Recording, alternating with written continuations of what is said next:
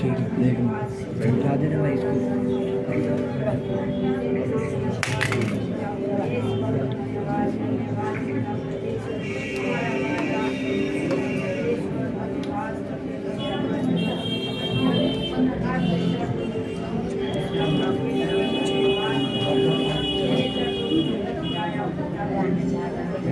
वो फिर यार भैया यार तुम बिगड़वाएगा यार, हमको सही बता रहा हूँ। ऐसे रहने तो कुछ मत करो, तो खींच लेगा भाई।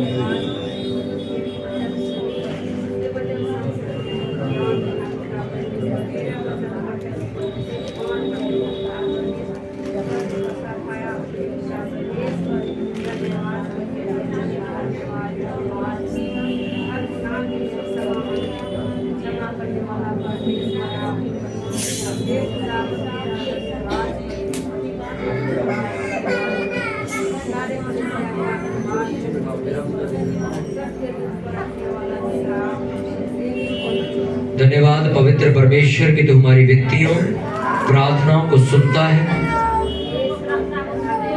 खुदावन तेरा ये वचन नाम में हम मांगते हैं, सब बोले आमीन। जोर से तारीफ करो परमेश्वर। हालेलुया।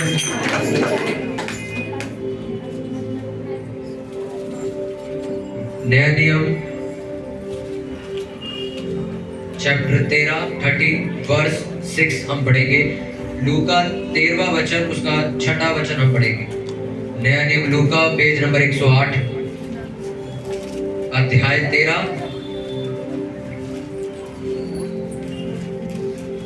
उसका 6 हम पढ़ेंगे।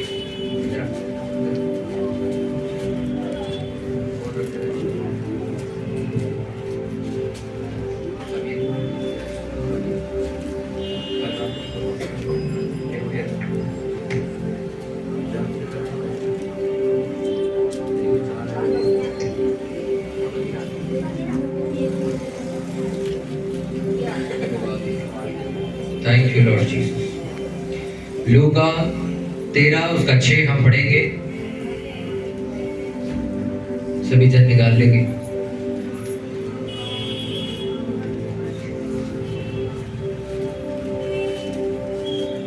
निकाल ले सब। मेरी इंग्लिश की बाइबल भी रखी थी आप पढ़ने लगे।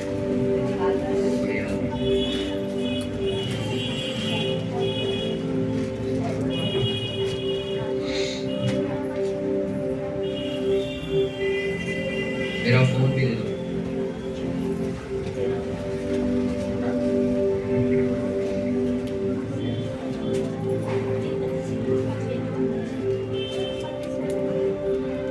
हालेलुया।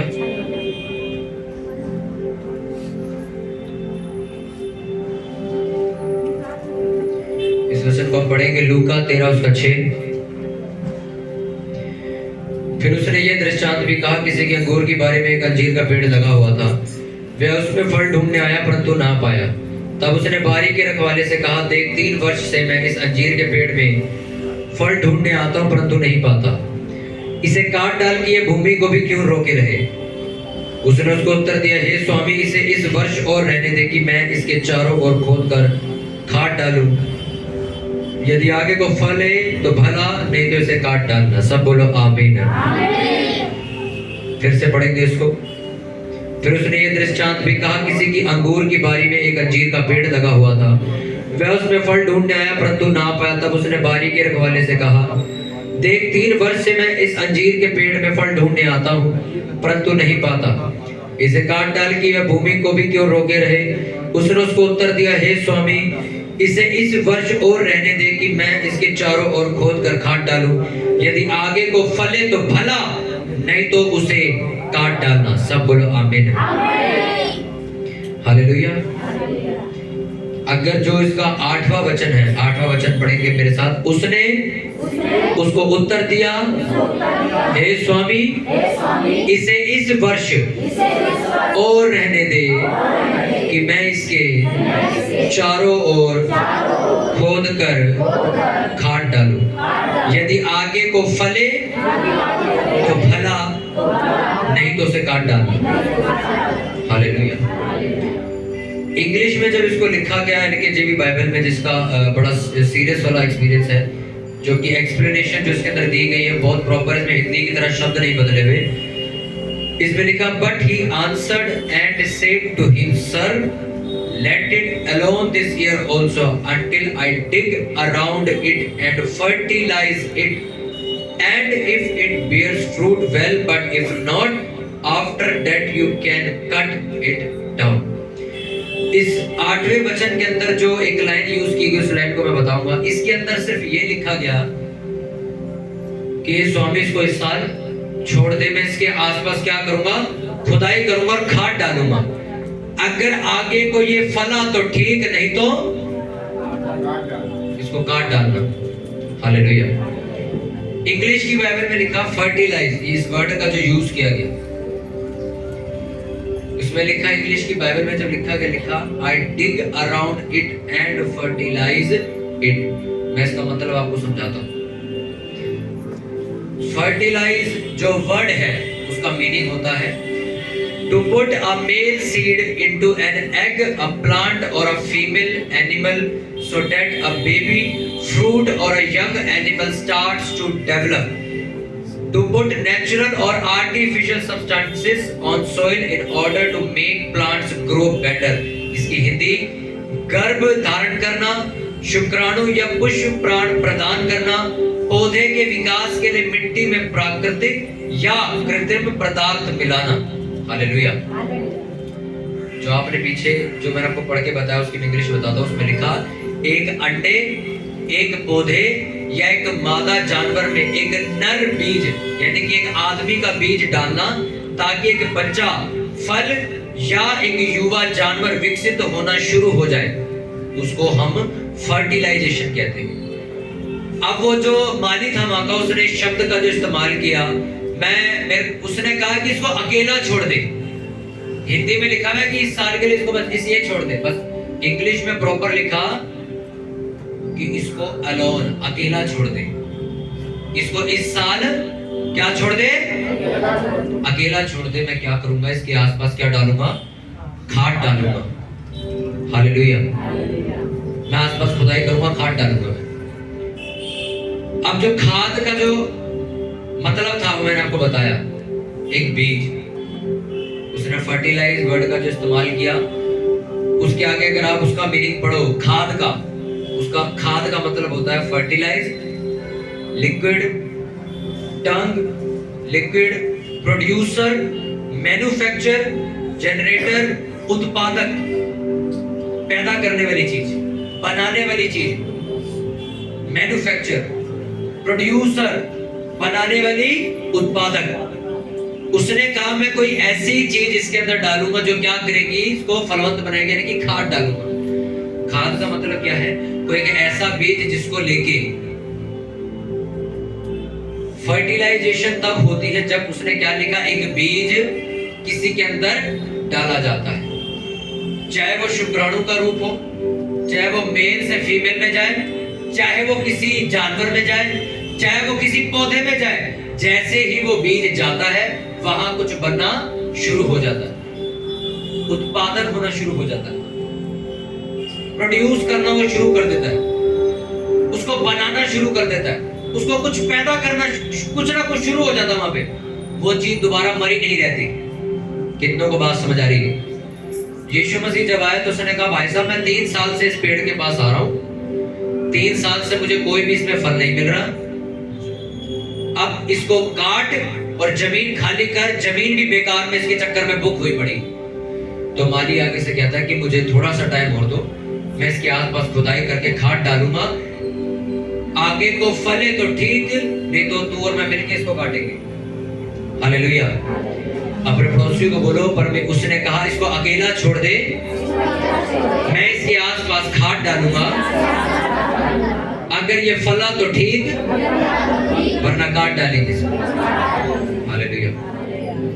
यीशु मसीह वहां से चले गए। नए साल वाले दिन एक सरमन परमेश्वर ने हमें दिया जिसमें मैंने आपको बताया कि ये साल आपको अपनी सिद्धता पे काम करना। हाँ कि ना? कि हर वो चीज जो आपके पास नहीं है, हर वो चीज जो आपके पास अभी परफेक्शन में नहीं है, उसको आप परफेक्शन में लेके आओगे, चाहे वो कोई भी चीज हो। मैंने आपको बताया सांसारिक चीजें भी और आत्मिक चीजें भी। आपको लगता है कि भाई प्रेयर की मेरी जिंदगी में कमी है या वचनों की कमी है, तो आप इस साल उसे सुधारोगे। आपको लगता है कि चर्च आने में आपकी कमी है, बार बार आप छुट्टी पे रहते हो, आलस पड़ जाता है, तो इस चीज को आप सुधारोगे।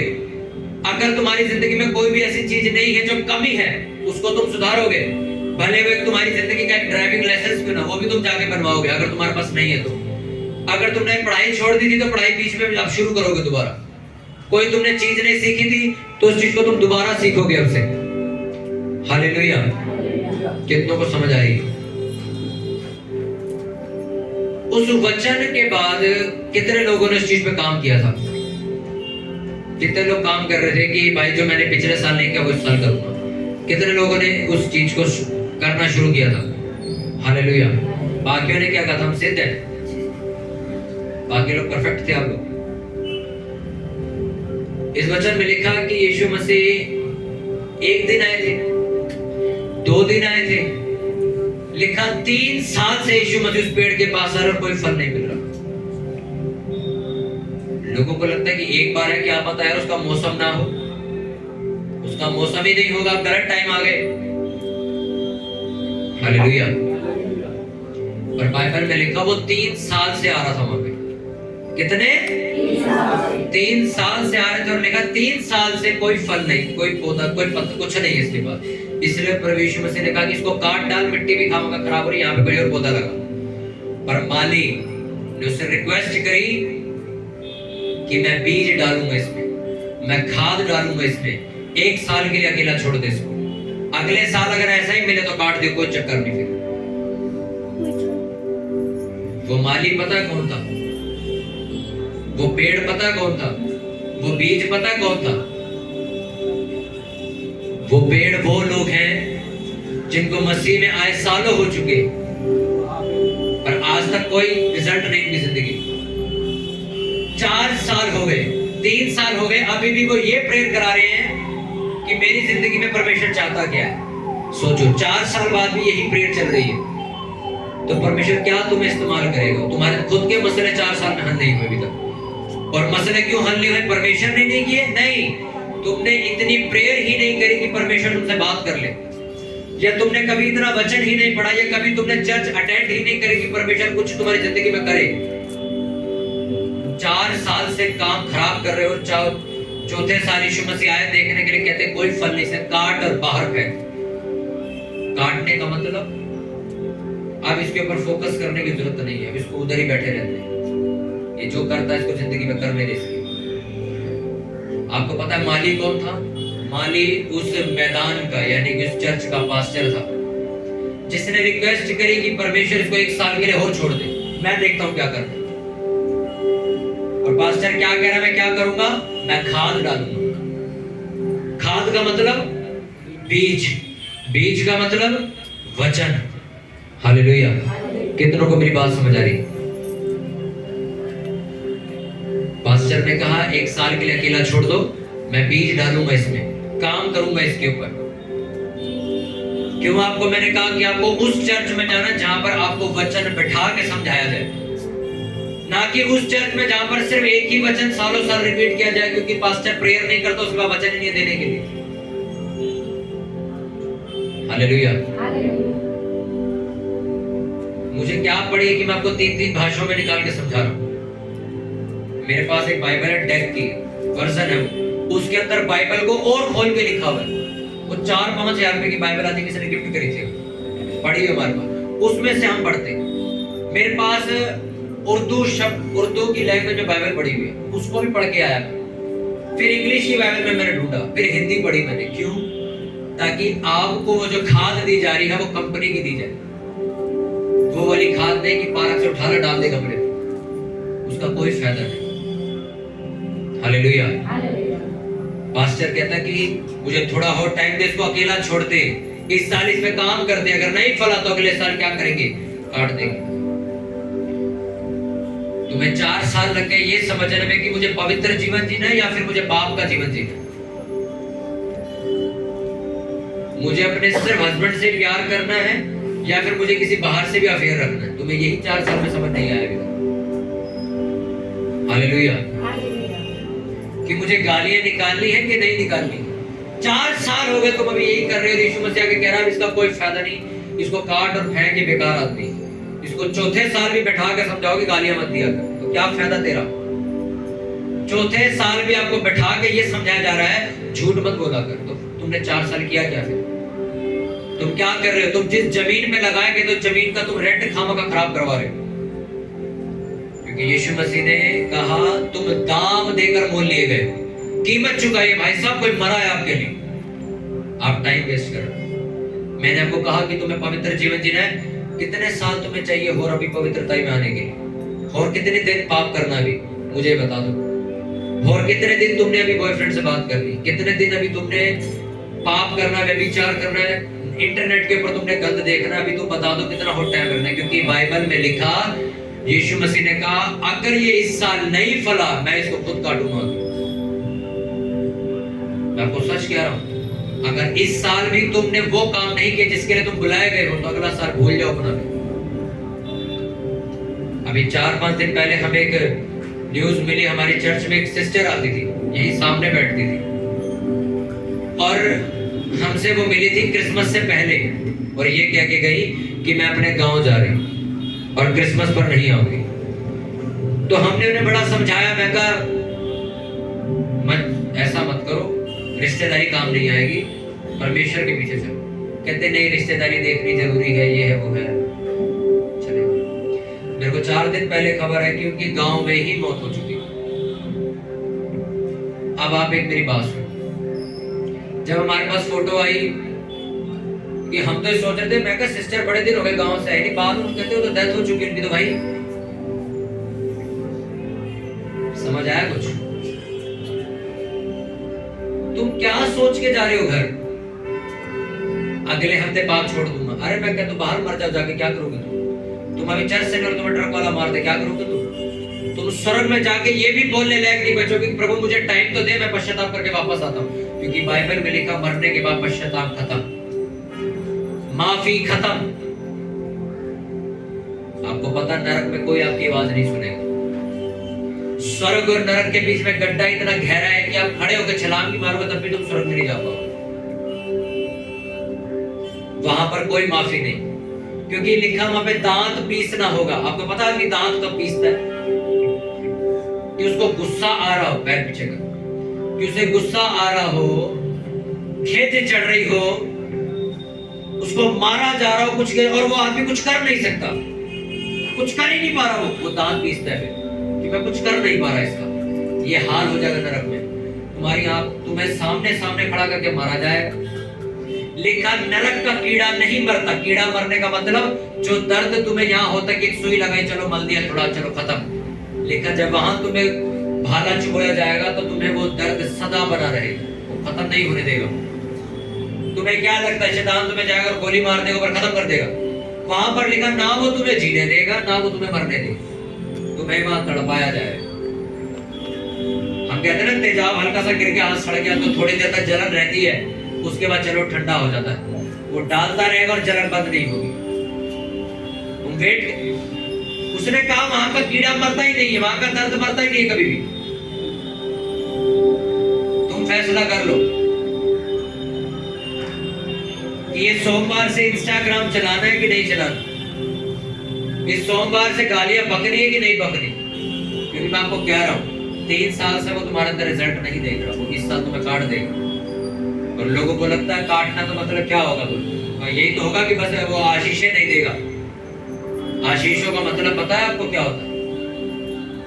आशीषों और बरकतों का मतलब अगर आपको समझ आ जाए ना तो सर आप अपने घुटने टेके मिलोगे सारी रात। आपको लगता है आशीष सिर्फ ये होती कि मुझे गाड़ी मिल गई, मुझे घर मिल गया या मुझे मकान मिल गया, ये आशीष होती है। ये आशीष नहीं होती। आप जो कमा रहे हो वो आपके घर में टिक रहा है, ये आशीष होती है। आप कभी किसी से उधार नहीं मांगते, आपके हाथ किसी आगे फैलते नहीं, ये आशीष होती है। आप कहीं भी किसी भी काम के लिए जाते हो, लोग तुम्हारे फेवर में हो जाते हैं, इससे बरकत क्या है? बरकत लोगों को लगता है अरे नहीं मिलेगी गाड़ी तो क्या हो गया, है मेरे पास पहले से। इसकी बात नहीं कर रहा हूं। एक ऐसी जिंदगी जब तुम सराहने पर सर लगाओगे तो तुम्हें नींद की गोलियां नहीं खानी पड़ेगी, तुम्हें अपने आप सुकून की नींद आएगी। उसे आशीष कहते हैं। तुम्हारे बच्चे तुम्हारी आंखों के सामने पाप में बर्बाद नहीं होंगे, वो तुम्हारे सामने सेवा करते देखेंगे, ये आशीष होती है। कितनों को समझ आ रही बात? हालेलुया। हमारे घर कुछ रिश्तेदार आए, अपने बच्चों की कहानी बता रहे कि किसी का ये नहीं हो रहा, किसी की शादी नहीं हो रही, कोई किसी लड़की के चक्कर में फंसा हुआ है, किसी के बच्चा नहीं हो रहा, कुछ नहीं हो रहा। और आपको मैं सच बात बताऊं, जब हम मसीह में नहीं आए थे तो हमें वो लोग हमसे बहुत अच्छे लगते थे, क्योंकि वो पैसे वाले बहुत थे, महंगे इलाके में रहते, दिल्ली के 50-50 एक करोड़ के घर उनके। तो जब कल मिलने आए तो जब मैंने सुना कि ये सब कानून के घर चल रही है, तब मैंने एक जवाब सोचा, क्योंकि मेरे को हमेशा से सवाल था कि मेरे माँ बाप ने किसी के साथ धोखा नहीं किया तो उन्हें मिला क्या आज तक? कल सुन के समझ आ गया क्या मिला। उनके बच्चे लड़कियों के चक्करों में नहीं फंसे, उनके बच्चों के घर ये नहीं कि उनकी कोख बंद पड़ेगी, उनके बच्चों के घर ये नहीं कि किसी लड़की कोई लड़की को वो पैसा लुटा रहा उनका लड़का, उनको पता हमारा लड़का क्या कर रहा, हमारी लड़की क्या कर रही। इसे आशीष कहते हैं। इसे थोड़ी कहते कि आपके पास मकान बड़ा अच्छा है। जो लोग सर शराब का बिजनेस करते हैं उनके पास तो करोड़ों रुपए की कोठी होती है, आप क्या कहोगे आशीष है ये तो दुनिया के पास है। जिस वेबसाइट के ऊपर लड़के जाके सट्टा खेलते हैं और जो इंसान उसको चलाता है, एक से गाड़ी है उसके पास, तो क्या वो आशीष है क्या? आशीष किसे कहते हैं आपको समझना होगा। पवित्र जीवन किसे कहते हैं उसे आपको समझना होगा। हालेलुया। क्यों हर अब हफ्ते के बीच में हम लाइव मीटिंग करते हैं यूट्यूब पे? क्यों हम जूम मीटिंग भी करने लगे हैं? क्योंकि अब हमें समझ आ रहा है कि दुनिया इतनी ज्यादा इंटरनेट में फंसती जा रही है, ये सारा दिन बैठ के या तो रील देखेगी या तो कुछ ना कुछ करती रहेगी। इसलिए इसको प्रेयर में खींचो किसी तरह। आप अपने परिवार को खींच सकते हो प्रेयर में, और अगर तुम ही प्रेयर करने वाले नहीं हो तो तुम्हारा परिवार किसके सर जाएगा? तुम भी बर्बाद, वो भी बर्बाद। वो तो वेट कर रहे कि ये कुछ करेगा, तुम वेट कर रहे हो कोई कुछ करेगा। बाइबल में लिखा कि जब यीशु मसीह आए तो उसने कहा 3 साल से ये आदमी अभी तक फल नहीं लेके आ पाया, इसको काट और फेंक दे। पर पास्टर की वजह से उस पेड़ को छोड़ा गया और बचा लिया गया, ये कह के कि मैं खाद डालूंगा, बीज डालूंगा। खाद का मतलब मैं आपको बताता हूँ, मैंने आपको पेड़ का मतलब बताया। जिस जगह वो लगा था वो जगह मैंने तुम्हें बताई। जिसने रिक्वेस्ट करी कि छोड़ दे इस पेड़ को, वो कौन था? वो पास्टर था। अब मैं बताता हूँ खाद का मतलब क्या है। मैंने आपको बताया फर्टिलाइज, खाद उत्पादन है, पैदा करने वाली, प्रोड्यूसर है, मैन्युफैक्चरर है। आप वो बीज किसी के पास भी जाएगा, वो बीज शुक्राणु के रूप में जाए या मिट्टी के रूप में जाए या किसी बीज के रूप में जाए, वो कुछ ना कुछ पैदा करेगा। चाहे वो फल पैदा करे, चाहे वो बच्चा पैदा करे, चाहे वो किसी जानवर को पैदा करे, चाहे वो पेड़ पे एक सेब पैदा करे। वो पैदा हो किसकी वजह से रहा? एक बीज उसके नीचे डला हुआ है, जड़ के अंदर। और बाइबल इस बात की गवाही देती है कि जो कुछ भी आप देखते हो ये सब कुछ परमेश्वर ने अपने वचनों से बनाया। आमीन। हालेलुया।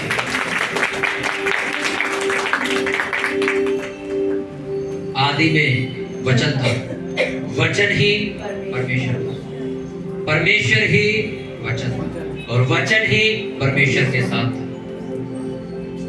जब यीशु मसीह ने दाखरस बनाया तो मशकों में क्या भरा? पहले पानी का मतलब वचन। ये बात साबित करती है कि बिना वचन के, बिना बाइबल के वचनों के परमेश्वर ने कुछ नहीं बनाएगा। हालेलुया। कितना वो समझ आ रही? जब तक वचन का बीज नहीं डलेगा तुम्हारी जिंदगी में फल नहीं आएगा।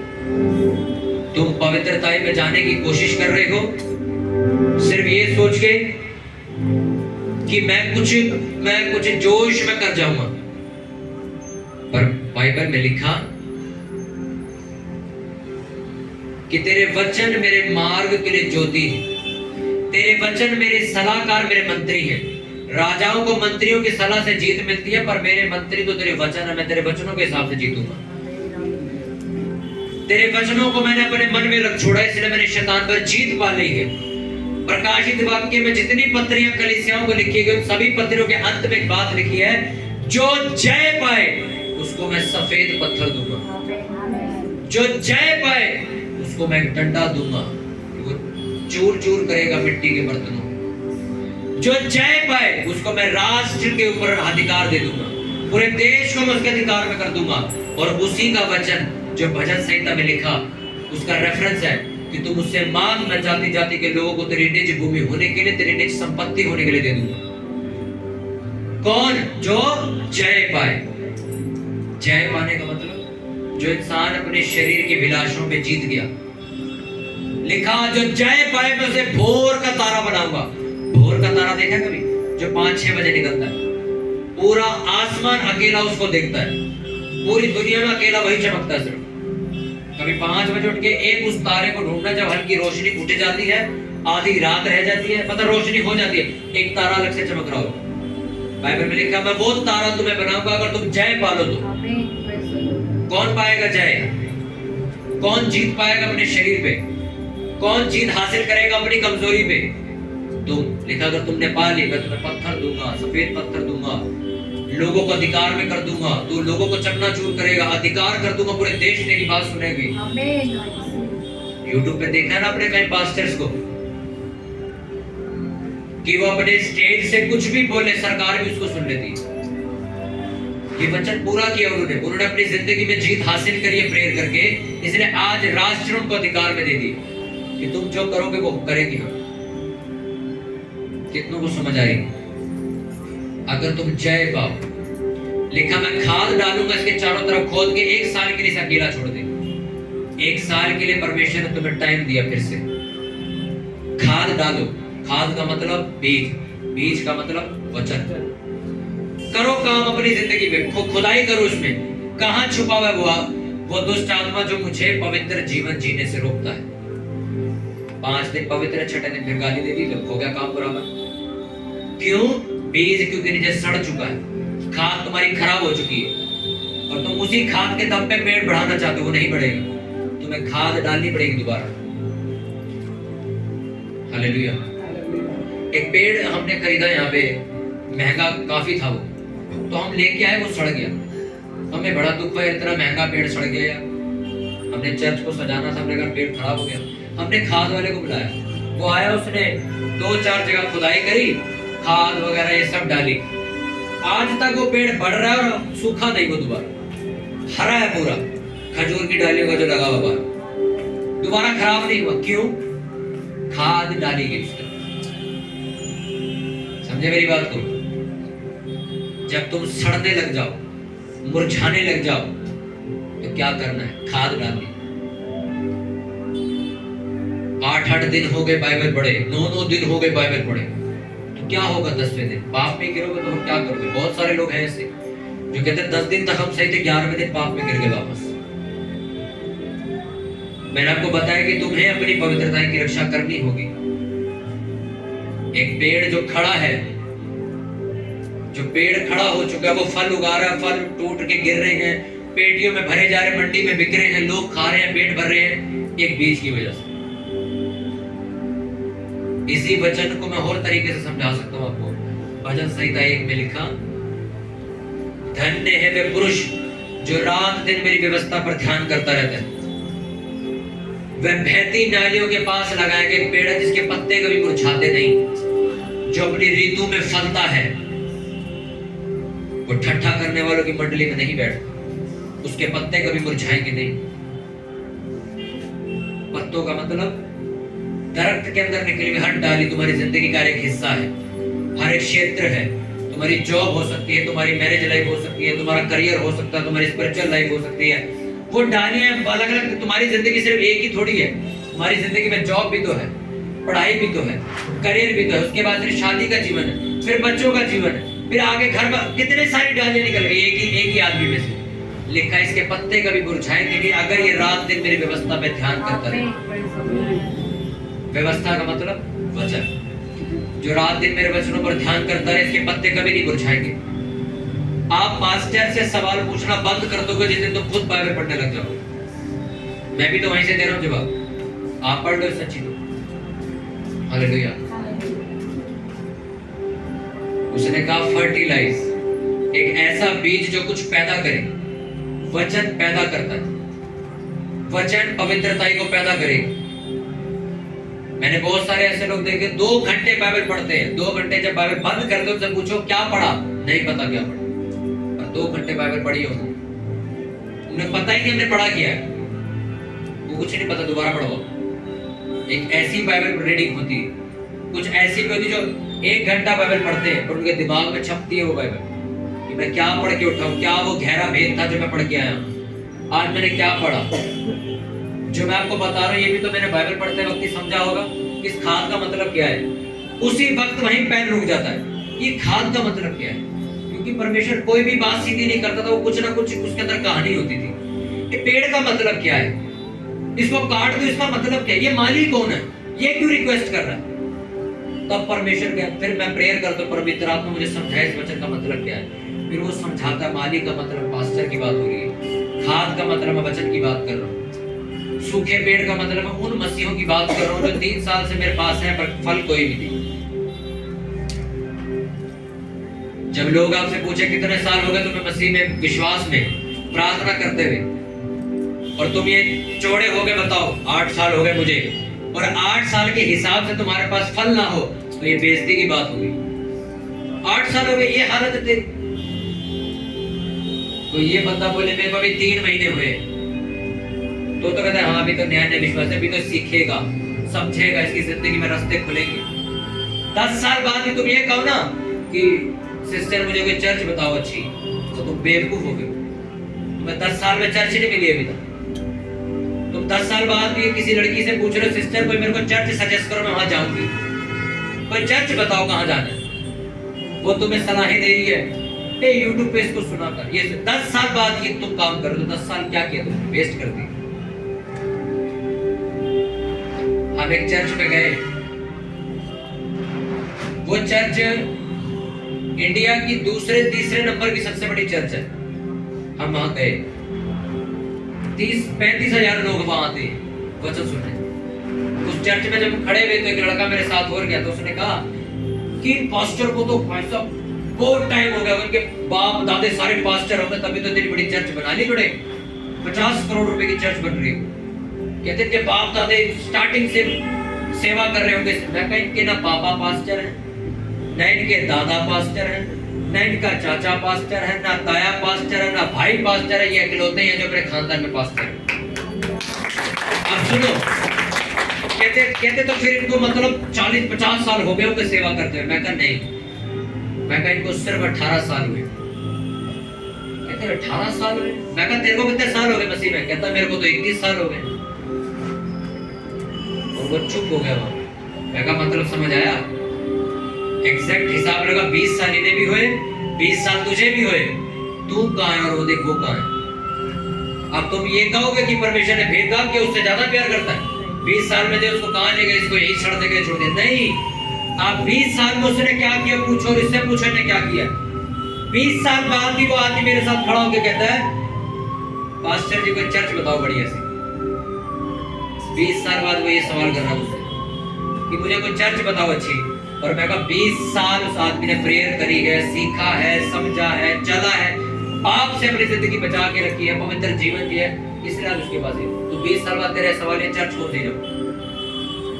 फिर आप नहीं कह सकते, परमेश्वर ने साफ अपनी किताब में लिखा है मैं फर्क नहीं करता तुम्हारे में, मैं तुम्हारे में अन्य जातियों में डायरेक्ट फर्क करता हूँ, पर आपसदारी में नहीं करता। कभी आप नहीं कह सकते कि इसके पास इतना मेरे नहीं, उसने कुछ ऐसा किया है जो इसके पास है। मैंने आपको उस दिन बताया था ना, तुमने क्या पढ़ाई करी उस हिसाब से तुम्हारी जॉब लगती। एक 5वीं फेल को कभी देखा कलेक्टर बनते हुए? देखा कभी? जो आदमी सिर्फ 10वीं 12वीं करके बैठा है, सिर्फ इतने ज्ञान और कोई ने ज्ञान कमाने की कोशिश नहीं करी, वो कितने कमाएगा? 10,000, 20,000, 25,000। इसके बाद इसकी जिंदगी रुक जाएगी। अब एक और एग्जांपल देता हूं। एक आदमी ने ग्रेजुएशन कर ली, कॉलेज पढ़ लिया, उसको 25 से 30 मिल जाएगी, 30 में चला जाएगा। एक आदमी ग्रेजुएशन से ऊपर चला गया, उसने कंप्यूटर भी सीख लिया, उसने कोर्स भी कर लिया, अब वो 50,000 तनख्वाह ले रहा है। एक आदमी ने, एक लड़का कहता है यार मैं तो IPS की तैयारी करूंगा, छोड़ो छुट्टी करूंगा, कमिश्नर लगूंगा सीधे ही। उसने सर पागल कर लिया अपने आप को पढ़ते पढ़ते। उसकी सैलरी लगती है सर 1,36,000 रुपए, और साथ में सिविल लाइन जो दिल्ली का सबसे पोश इलाका, उसके कॉर्नर की कोठी उसे दी जाती है। घर के बाहर नंबर प्लेट लगती है IPS ये वो फलाना बंसल गुप्ता करके। घर से बाहर निकलेगा तो अपनी गाड़ी नहीं मिलेगी, सरकार उसे गाड़ी देगी। तुझे अपनी गाड़ी पे खर्चा नहीं करना, हम तुझे गाड़ी देंगे, तेरी ये गाड़ी तेरे को लेके जाएगी, तेरी सिक्योरिटी की गाड़ी भी हम देंगे। अच्छा घर में तेरे नौकर चाकर काम करके वो भी हम देंगे तेरे को। तो सारा 1,36,000 बैंक में जाना खर्चा तो है ही। अब आपको, मैंने भी तो 8वीं पढ़ी हुई है, मेरे को नहीं मिली जो अभी सरकार ने मेरे साथ भेदभाव कर दिया क्या? उसने सर अपनी जिंदगी लगाई है उसको कमाने। हमारे ऑफिस के बाहर IPS का घर है सिविल लाइन में, तो जब वो निकलता है ना सर, उसके चेहरे से, उसकी गाड़ियों से, उसकी सिक्योरिटी से साफ पता लगता है कि अंधा पैसा इसके ऊपर लगाया जा रहा है। और जब कोई दूसरा आदमी कहे यार ऐसी जिंदगी हमें भी चाहिए, पर मेहनत ऐसी नहीं कर सकता, तो आपसे ख्वाब देखो और सो जाओ, कुछ नहीं कर सकते। कितनों को समझ आ रही है?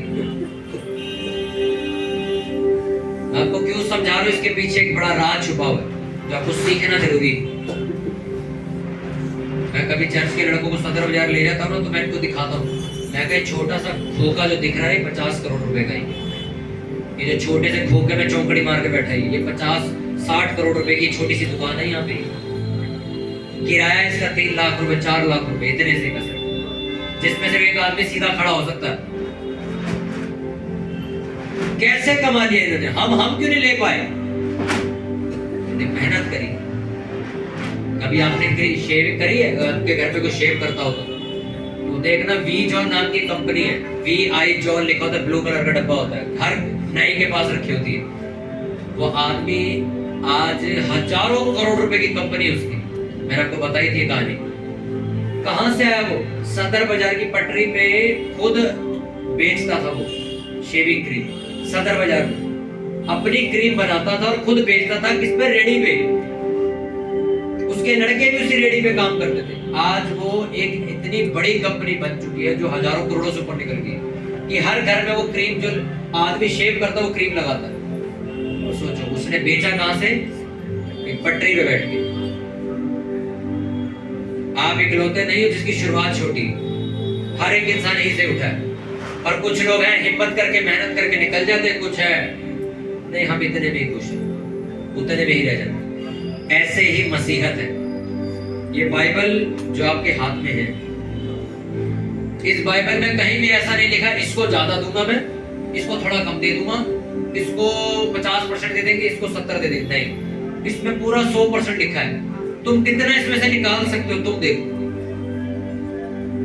तुम जितना पवित्र जीवन जीते चले जाओगे उतना निकलते चले जाओगे, जितना पाप से दूर होते चले जाओगे उतना ऊपर चले जाओगे। सेवाएं चलती चलती चलती नीचे गिरती हुई देखी होगी आपने, और कई सेवाएं उठती उठती उठती उठती ही चली जा रही है, रुकी नहीं रही, ऐसी भी देखी होगी। इन दोनों में ही फर्क है। एक ने भेद निकाला और उसी के दम पे जिए जा रहा है। तो सर एक बार आप टंकी फुल करा लो तो गाड़ी कहीं ना कहीं तो खाली होगी। और कुछ लोग ऐसे हैं जो रोज टंकी फुल कराते हैं, वो पूरा हिंदुस्तान भी बाहर निकल जाएगी बाहर। आप नहीं कह सकते टंकी तो फुल हमने भी कराई थी। कुछ लोग एक दिन प्रेयर कर लेते हैं, एक दिन बाइबल पढ़ लेते हैं, अब हो गया काम। कुछ ऐसे लोग भी हैं इस चर्च में जो रोज प्रेयर करते हैं, रोज वचन पढ़ते हैं, हफ्ते में 2 दिन उपवास भी रखते हैं। एक बार अपना दशमांश बो दिया और सारा साल उसे भीख मांग रहे, मैंने बोया था तेरे को पता नहीं।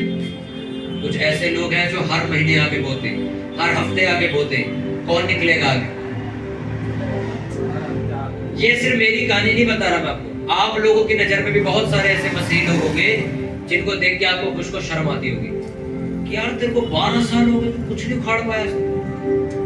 12 साल तूने किया क्या बे? मेरे को क्या कहते ना, मेरा परिवार नहीं बचा, ये नहीं। मैं कितने साल है मसीह में? 9 साल। मैं डूब के मर जाता था। मैं जब और मेरी बहन जब मसीहत में आए थे तो हमें पंजाबी बैकग्राउंड से आए, तो भी उस बैकग्राउंड से जो ये कहते थे चर्च गए तो बाहर निकाल देंगे। 6 महीने में हमारा घर बचाया गया। 1 साल बाद सबने बपतिस्मा ले लिया, आज सेवा कर रहे। अब ये कहो कि हमारे पर अनुग्रह ज्यादा था। हमने सर भूल गए थे कि हमें अगली जिंदगी जीनी। हमने प्रेयर उपवास चर्च, जैसे पास्टर ने कहा ये करना तुमने इस हफ्ते, हमने वही करना है। पास्टर ने कहा ये नहीं करना तुमने, हमने कहा ठीक है ये नहीं। कैसे निकल आए जल्दी। और आज पास्टर कुछ कहे कि सुनो, घर जाके अपनी सलाह बनाएंगे, वो मैच करेगी, उसके बाद हम फैसला लेंगे। इसलिए आप लेट हो गए। आप सर दुश्मन भी बन जाओगे मेरे को, तब भी आपको समझाना पड़ेगा। क्यों? मैं पास्टर, समझ रहे हो कि नहीं? मुझे समझाना पड़ेगा आपको। हमारे पास्टर ने ये कहना, ये बाइबल यहां से यहां तक पढ़ दी रोज। हमने घर, क्योंकि पता था नहीं, कुछ 17 साल का उस टाइम में था, तो घर आते थे, वो बाइबल खोली, छोटी नीली वाली बाइबल होती थी मेरे पास, खोल के वही पढ़ने लग जाता था मैं। वैसे ही कुछ नहीं समझ था, फिर पास्टर को फोन करता था, पास्टर फोन नहीं उठाते थे, प्रेयर में होते थे। फिर हम शुक्रवार को चर्च लगती थी, शुक्रवार जाते थे, फिर फिर पूछते थे, फिर वो ऐसा कहते थे, फिर ऐसा करते थे। मेरी पहली सेवा थी दरी बिछाने की।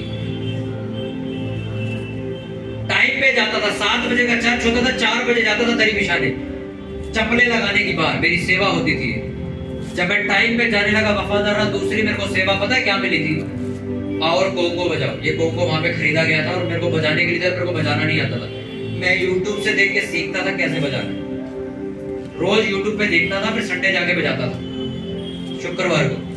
जब इसमें वफादार हुआ, फिर उस पास्टर ने मेरे को कहा, ये लो माइक लो, अब तुम दोनों बहन भाई गाना शुरू करो। फिर हमने पहली वर्शिप गाई थी, ये जिंदगी तेरी महिमा गाती है।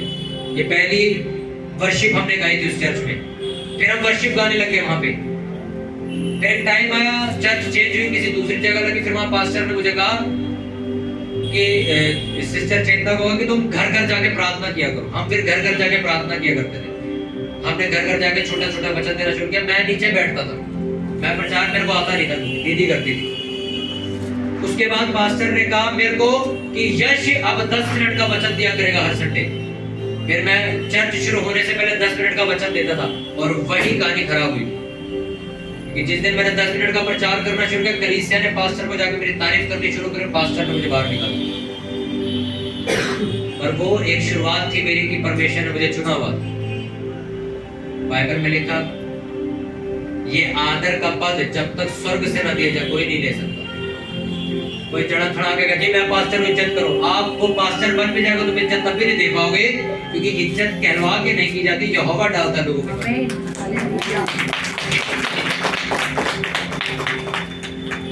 उसके बाद आगे आए, और अब खुद जिम्मेवारी सर पे पड़ गई, क्योंकि संगति घर में लगानी थी हमने, चर्च थी नहीं।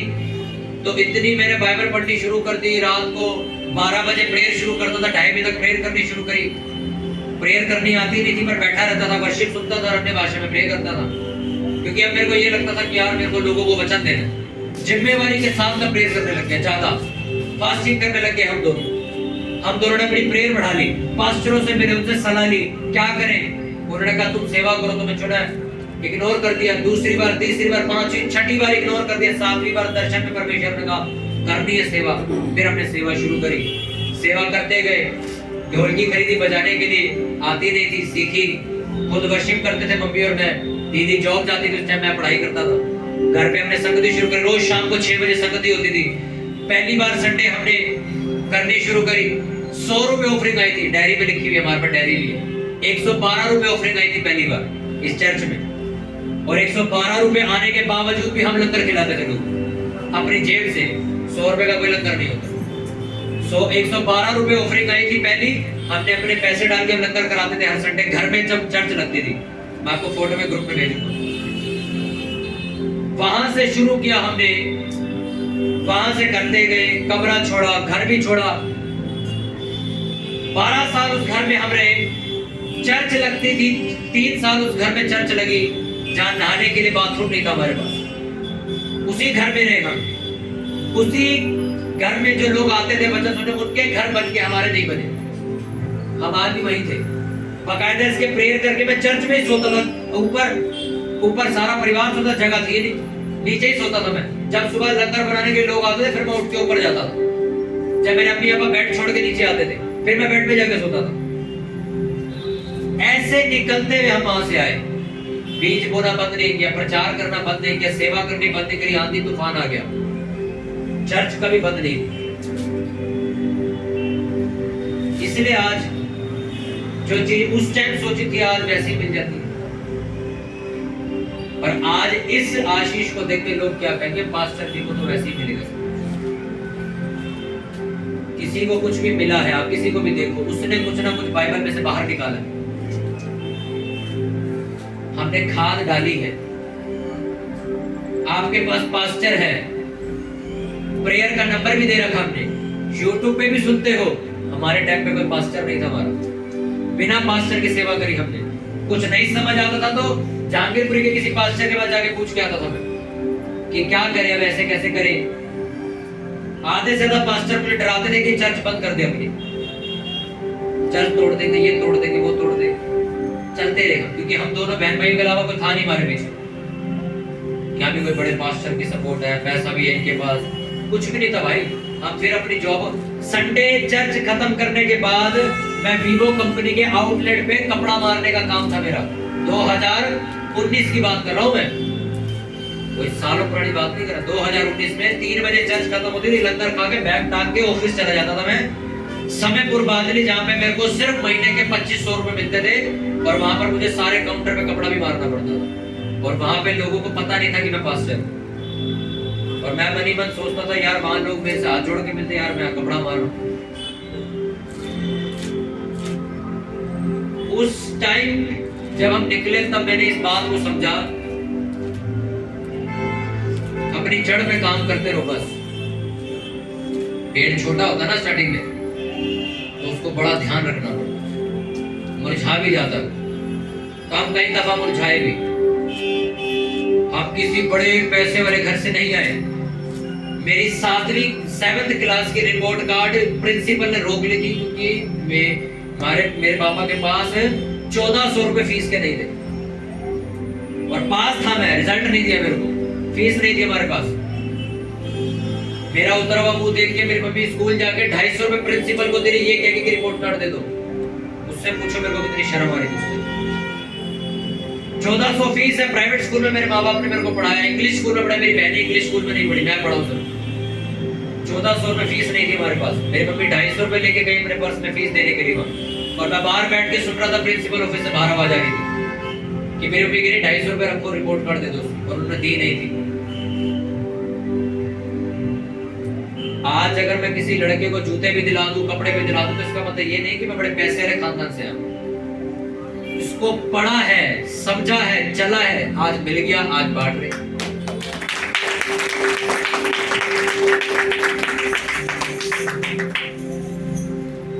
इस चर्च का रेंट 14,000 रुपए हम देते, लंगर का खर्चा 5 से 6,000, 20,000 रुपए हर महीना खर्चा है देते, पूरी चर्च मिलके देती। क्यों दे परमेश्वर तुम्हें बरकत? उसको एक वजह तो दो। क्या कहा यीशु मसीह ने? ये पेड़ सड़ रहा है और जमीन खराब कर रहा है, इसको काट के फेंक यहां से। तलब कहते हैं यीशु मसीह से उस टाइम कि जमीन भी बेकार हो गई इसकी वजह से, फेंक इसको काट के। तो ऐसे मत बनो यीशु मसीह किस दिन तुमसे कलम बजा तुम्हें बाहर निकाल दे कि बाहर कर दे इसको, इसके ड्रामे खत्म नहीं, बाहर खींच दो।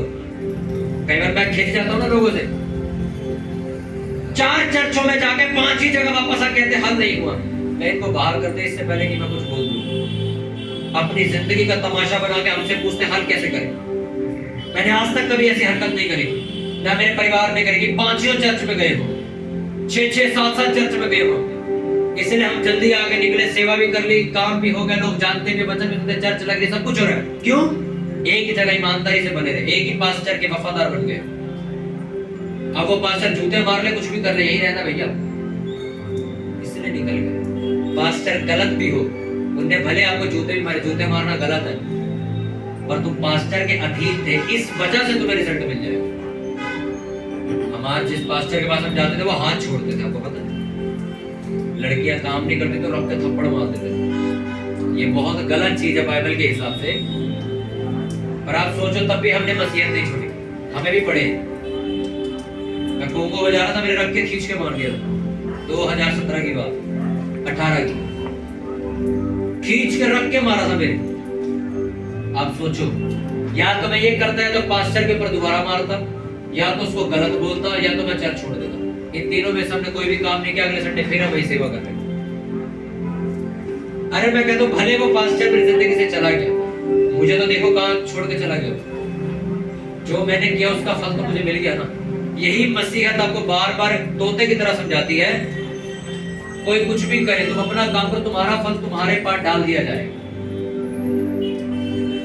उसने दशवां चोरी कर लिया, तू अपना देना यार। हालेलुया। तो तैयार हो खाद डालने के लिए अपनी जिंदगी में। खाद का मतलब बीज, बीज का मतलब वचन जो पैदा करता है।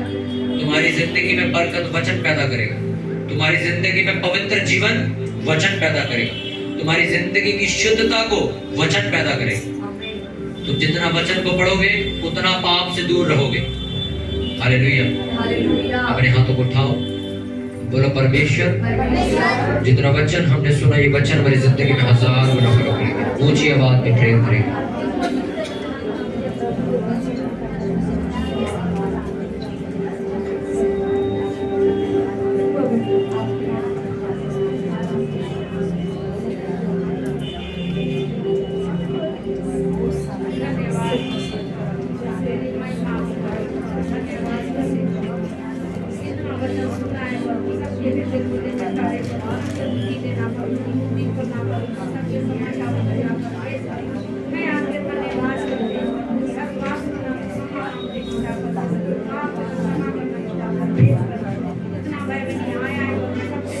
Thank you Lord Jesus.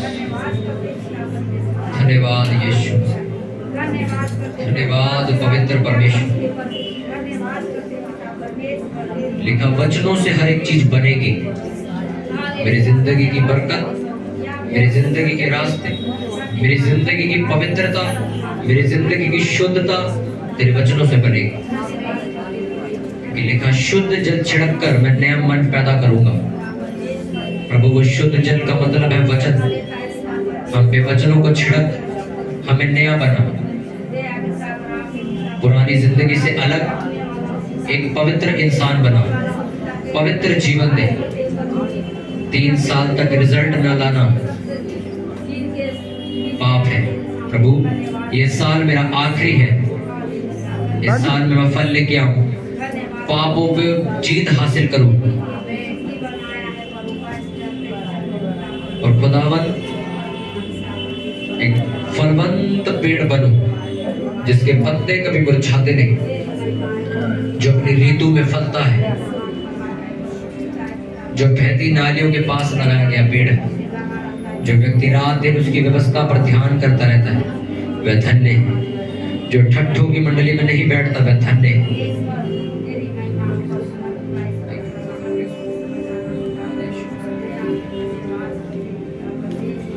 तेरा आत्मा हमें पवित्र करे, तेरा आत्मा हमें शुद्ध करे, तेरा आत्मा हमें एक पवित्रताई के जीवन में ले जाए।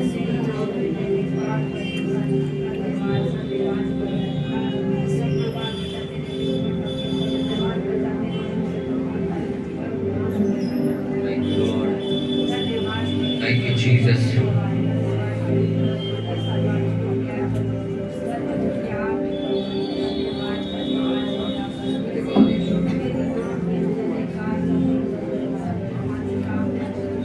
इस सारी विनती प्रार्थना तेरे इकलौते बेटे प्रभु यीशु के नाम में मांगते पूरी चर्च भर जोर से बोले आमीन, जोर से बोले आमीन।